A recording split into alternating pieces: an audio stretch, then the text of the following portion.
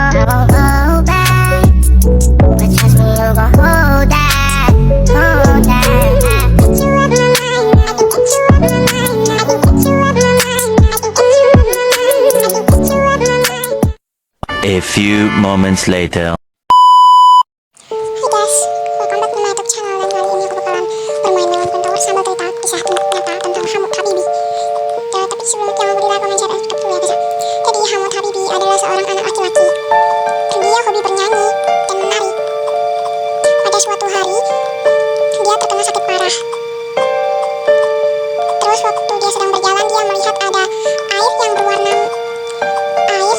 bukan berwarna bening, yaitu berwarna ungu. Dan karena dia tidak tahu itu minuman apa bukan, jadi dia langsung meminumnya. Keesokan harinya, ibu Hamud datang ke kamar Hamud, dan Hamud itu dari tadi tidak bangun dari tidurnya. Dan ibu Hamud menyanyikan atau dia berbicara seperti Hamud, Hamud Habibi, Hamud. Habibi itu kalau di dalam bahasa Indonesia itu artinya sayang, guys. Dan ibunya itu teringat Hamud pernah bilang kalau dia sudah meninggal atau tiada, dia ingin ibu menyanyikan lagu kesukaannya. Dan akhirnya ibunya menyanyikan lagi seperti Hamud, Hamud, Hamud Habibi, Hamud, Hamud Habibi, Hamud. Dan ibunya sudah menyanyikan lagu kesukaan Hamud, tapi Hamud belum juga bangun. Berarti artinya Hamud sudah tiada.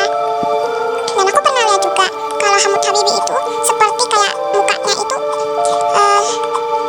kayak ada warna ungu-ungu merah-merah gitu, guys. Terus kayaknya dia juga muntah-muntah, aku nggak tahu. Dan habis itu sahabatnya mengetahuinya, dan akhirnya sahabatnya membuatkan meme yang seperti Hamud, yaitu dia menyanyikan Hamud, Hamud, Hamud Habibi, Hamud, Hamud Habibi, Hamud sebagai kenang-kenangannya. Dan meme itu dibuat pada tanggal 2007 dan Hamud meninggal tahun 2000 atau 2002. Jadi segitu aja guys cerita hari ini tentang Hamud Habibi. Jadi besok kita bakal bahas peta-peta, guys, tentang kisah asli peta-peta. Apa juga sekalian peta-peta? Tapi kita sekalian peta-peta, tapi kita ganti tower dulu. Oke, langsung aja kita langsung kisah nyata peta-peta. Jadi peta-peta adalah gadis yang dulunya sangat cantik. Dia memiliki rambut panjang dan mukanya yang cantik dan indah. Pada suatu hari ia masuk ke sekolah. Tapi aku juga belum tahu nama aslinya siapa, intinya peta-peta ya. Dan ia selalu dibully ketika di sekolah. Saat pulang sekolah dia menangis di rumahnya. Dia juga tidak tahu apa penyebabnya dia dibully. Jadi dulu tuh peta-peta itu sangat cantik, guys. Dan dia berasal dari Jepang, guys. Dia berasal dari Jepang. Dan di sekolah Jepang gitu yang terkenal ya, bagus sih, guys, kayak swasta-swasta gitu. Dan aku juga nggak tahu peta-peta ini SMP, SMA atau apa. Sepertinya dia masih SMA, guys. Dan keesokan harinya lagi, dia masuk sekolah, dia dibully lagi. Berbagai macam dibully lah ya, guys, dilemparin kertas, itu tapi enggak, itu ya guys, kak, dengan kekerasan ya guys ya, tapi cuman ngejek-ngejek aja gitu, jadi tidak setega itu ya, dia cuma dilemparin kertas kayak guys, atau dilemparin tisu, itulah ya, bully biasanya.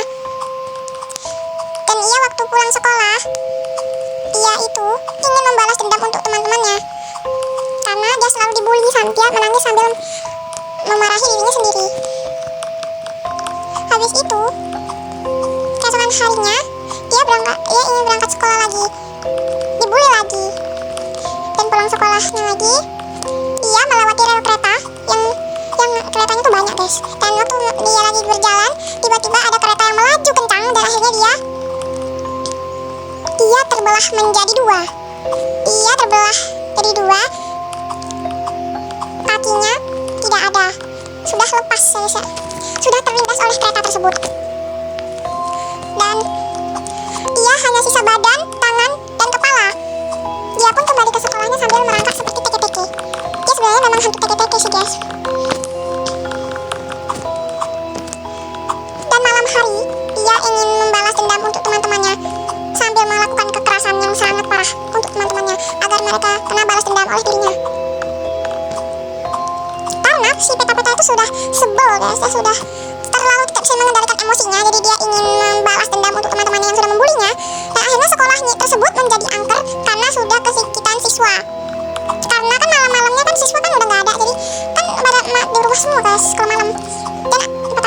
melihat ada seorang temannya, lalu dia ingin membalas dendam kepada teman-temannya tersebut.